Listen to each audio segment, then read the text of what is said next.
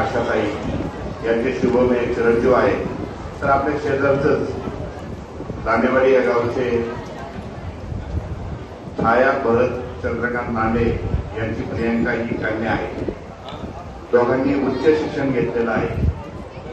आता दत्ताबद्दल जर सांगायचं झालं तर अतिशय प्रतिकूल परिस्थितीमध्ये त्यांचा प्रवास आहे. लक्ष्मणराव बांधलेली तर समोर आहे. यादवराव पडोळ यांच्या सायकल दुकानातून आणि लक्ष्मणराव यांच्या सीमा पेंट्समधून त्यांचा प्रवास सुरू झाला आणि आज बांधकाम व्यवसायाला साहित्य पुरवणारा एक प्रमुख पुरवठादार म्हणून दत्ताचं नाव समोर आलेलं आहे. माणसं जोडणं, मैत्री करणं आणि ती टिकवणं यामध्ये दत्ताचा हात कुणीही धरू शकणार नाही. माझा त्याचा गेल्या अनेक वर्षाचा म्हणजे 40-45 वर्षापासूनचा संपर्क आहे. पण मैत्री कशी करावी याचा आदर्श उदाहरण म्हणजे दत्ता आहे. अंकुशराव लांडे पाटील यांच्या कुटुंबातील प्रियंका आहे आणि ती उच्च शिक्षण घ्यावं म्हणून मंचरमध्ये संजय थोरात यांनी दिलेलं पाठबळ निश्चितच कौतुकास्पद आहे. मुलं शिकली पाहिजे ही त्यांची भावना आहे.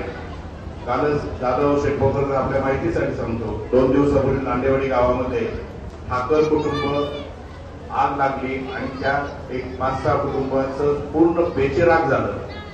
त्या कुटुंबाला कसलाही आधार नव्हता. संध्याकाळी जेवायचं काय, राहायचं काय अशा भयानक परिस्थितीत होते ते कुटुंब. पण त्या ठिकाणी मराठा महासंघाचं नाव राज्यात नेणारे आमचे मित्र अंकुश लांडे पाटील आणि सहकार क्षेत्रामध्ये फार मोठी कामगिरी केलेले खंडेराव आढळराव पाटील या दोघांनी पुढाकार घेतला. आमच्या त्याच्यामध्ये सदाभाऊ शेवाळे पत्रकारही होते आणि त्या गावामध्ये 5 मिनिटात 50,000 रुपयाची मदत त्या कुटुंबाला मिळून दिली. अजूनही मदतीचा ओघ सुरू आहे. हे जेव्हा संजय थोरात यांना मंचरच्या कळलं त्यांनी आत्ताच सांगितलं, मध्ये काळजी करू नका, 2 महिन्याचा संसारोपयोगी त्यांना सगळी भांडी, त्यांना किराणा आणि विद्यार्थ्यांच्या शिक्षणासाठी जे साहित्य लागतं ते मी दिली. याला म्हणतात दानशूरपणा कसा असावा. दानशूरपणाचे 2 प्रकार आहेत. मी समाजात पाहतो की पत्रकार म्हणून स्पष्ट बोलतो. स्वतःसाठी त्या खर्चासाठी खर्च करणं वेगळं आणि गोरगरीब कुटुंबाला मदतीचा हात देणं वेगळं.